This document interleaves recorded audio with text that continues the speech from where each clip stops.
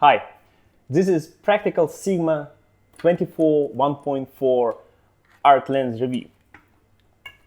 Practical means we won't do any scientific testing, we won't do any brick wall shootings or some targets, because there are a lot of people who can do that much better than myself. And they already did. And what they came up with is that this lens is better than previous king of 24 millimeters, and it was Canon 24 1.4 Mark II. The only thing it lacks is autofocus speed. So I decided that if this lens can work with action stuff, then that means it's no brainer to buy Sigma instead of Canon, because it costs like half of Canon, and it's better in every other way than all the Canon. It means like it's sharper, it has less chromatic aberrations, it has less coma. It's awesome. So I decided to take this lens to the beach and shoot some running there and see how much keepers I have. And if the keepers rate is great, that means I'm getting this lens. So let's see how I shot them and then come back and check the images on the computer. Hi guys! Today we are in the field to test real-life performance of autofocus on new Sigma 24 1.4 art lens. That's the only weak point of this lens, because Canon can focus faster. But if this one works for my action shots, I don't care about how fast Canon shoots and how fast Canon focuses. The only thing I care about if I can get the shoots. So I'll do several tests. First of them will be very easy. I'll shoot at 1.4 at 8 thousandths of a second and see how sharp the image can be while tracking the subject. After that, I'll do the same settings and shoot against the sun. And after that, I'll switch on the flashes and do some pictures with a flash syncs. But of course, I will have to close the aperture, because I will have to be like 1/200th of a second. So I'll ask Karina, our lovely model, to come here. Hello, say hi to guys. I'll run her to run around, and while she runs, I'll shoot. Karina, would you be so kind to go over there and run towards me? Okay. So I'm going to my first settings, and yes. Okay, one more please. Chimping.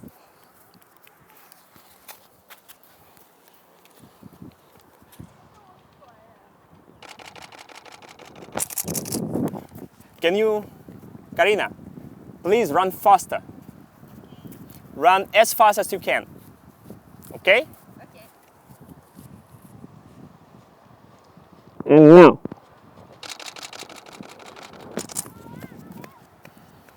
Let's see.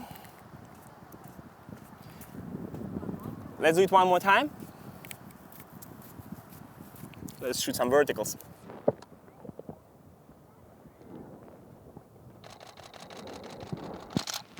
All right, Karina, stay over there and run towards me.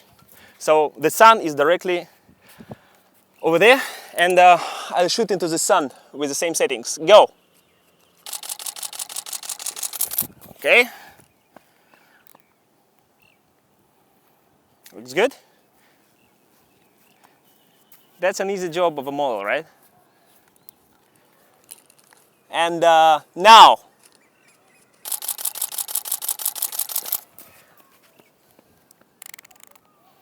Good. And one more time, please. And after that, we will switch to flash mode.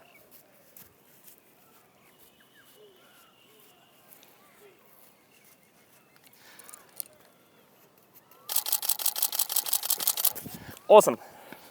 Okay. Let's see how it's here. Great. The flashes. I have 6 flashes, and just to let you show you the setup. That's the flashes I have here. They all set to 1/8 of the power. That will allow me to have continuous shooting without overheating.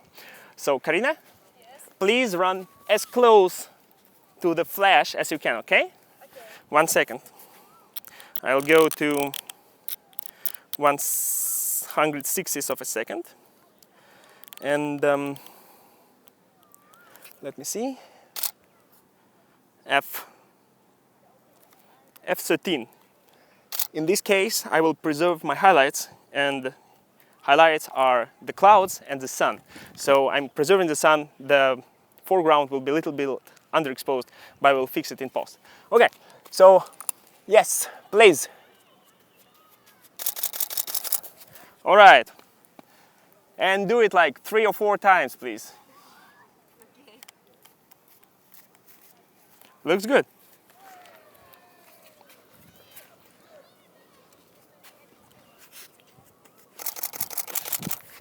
All right.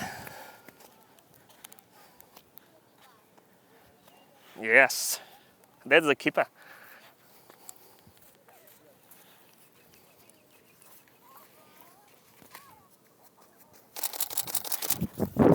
Okay. I think that's it. I have enough information to check at home. I'll be back with results.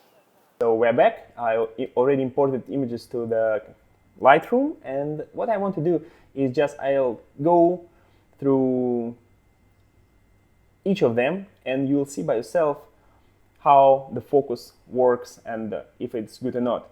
So without any further ado, let's go to 100% here and just go to the next image, and as I see, that's pretty good. Yes, that's not good. No, yes, it can keep up. All right, let's go to the second shooting. All right, here it is. Good. Remember, this is 1.4 aperture. This is very narrow depth of field. Of course, there will be mistakes with any lens, but this looks like 90% of keepers. I'm very happy with the result. So let's see the third run. Perfect, perfect. That's great. And remember, she was running very fast towards us, and the subject, which is moving towards the camera, is the hardest to track for the camera. So, okay, I think we're done with these ones. And let's go to the series when we shot against the sun. And that will be harder for the camera because when the subject is backlit and also it is moving towards you, it's a nightmare for camera to track. So I think there would be some mistakes here, but I would not blame totally, I wouldn't blame this totally on the lens because it can be also a camera's fault. So, okay, you see, this one is perfectly in focus and boom, it just lost it. And we got it back, not so good, and totally off, no. That was not good. Okay, let's go to the second run. Not so in focus, not so in focus, so. Okay, this one is good enough. Also mention the chromatic aberration. It is still there. It's not chromatic aberration free like 35mm from Sigma. Okay, not good. Lost the subject again. Okay, perfect focus and lost it. Let's see this one again. Okay, third one, good and good. Nice, nice, also nice. A little bit off, but usable. And here she's coming too close, but still the camera got it. Okay. And this is when I switched to F13 and shot with flashes. That means even if you have some errors with autofocus hitting the target, the depth of field is so great that you don't actually care that it's missed a little bit. So I want you to check it here. Absolutely perfect. we have some motion blur, but this is because of she's moving and the flashes are freezing her. Okay. Perfectly usable. But of course, no one buys this lens to shoot at f13. What we can think now is that in very hard conditions, this lens is not hitting the target perfectly. But I don't know if this is Sigma's fault or camera's fault. I think this is more like a camera fault. It's like really harsh situation. And when we shot with little less hard conditions, it was like 90% of hits, and it is awesome. So my conclusion is that autofocus speed here is no problem at all. And I want to show you another thing.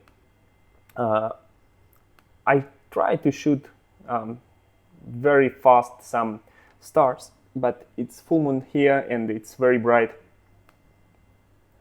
So I got this image with the stars, and I want to show you how coma looks here. It's definitely there. It's not that pronounced in the center of the frame. And it's still better than Canon's. Here we go. Yes, okay. And it's sharp. So this lens is very good for astrophotography. I was buying it mainly for this application, but I found that it's perfectly good for other stuff. And this is the images I got from today's test shot. I'm pretty happy with them. I'll probably use them with some editing later. They look great. This unique perspective of 24mm lens is definitely something to go for. And when someone says that like the best 24mm lens is 35 and you just can step back, no, it's not true. You change the perspective, and for astrophotography, you just cannot step back, or like you cannot move the Earth several million light years back to shoot more of Milky Way. So this is awesome lens. This is a little gem.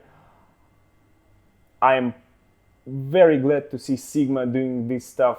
They're amazing, and I'm definitely looking forward to get others in the series, like, I don't know, Sigma, get me 85.